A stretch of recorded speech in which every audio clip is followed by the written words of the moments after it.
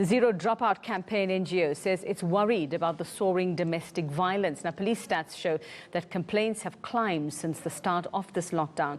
The NGO says without intervention, this will have a knock-on effect on the school dropout rate. Let's check to Merle Mansfield now. She's from the Zero Dropout campaign to explain what's been happening. Merle, good morning, and thanks so much for your time. So give us an idea of what's being experienced during this lockdown and what are your concerns with regard to child abuse and then the dropout rate? Good morning, Yuveka, and good morning to your viewers. The Zero Dropout campaign has been working to halve the rate of dropout by 2030. And we know that dropout is affected by a number of factors. So we don't believe that dropout is a singular event that just happens. Nobody wakes up and decides, I'm not going back to school. We believe that there's a number of factors that interplay in a learner's life over a period of time that either force them to leave the school space or pull them out of the school space. Now, in this time during COVID-19, we also know that the learners who we've already earmarked with our NGO partners across the country who have already been at risk of leaving the school space have been unable to access support, which they normally would in their school spaces. And others who are exposed to really difficult circumstances at home are also having to deal with the psychosocial impacts of those.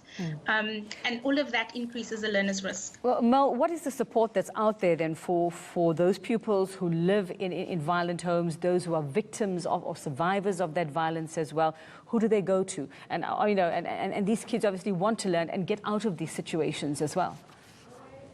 Absolutely, and we've always said that schools are engines of change in our country, where learners are accessing that kind of psychosocial support, they're accessing connection. And so our NGO partners in East London, for example, we work with Masipombane, and they have a check and connect model. So they form, relationships with learners, which they've had to now transition into telephonic contact. And they find that it's useful to check in with learners on a daily or weekly basis and make sure that learners are connected to a loving, caring adult, where they have a space to talk through their anxieties, to the trauma they're experiencing, and also where they can be connected to support within their communities when necessary.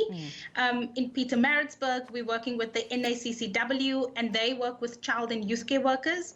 A lot of the learners that they are connecting with, struggle to have access to devices.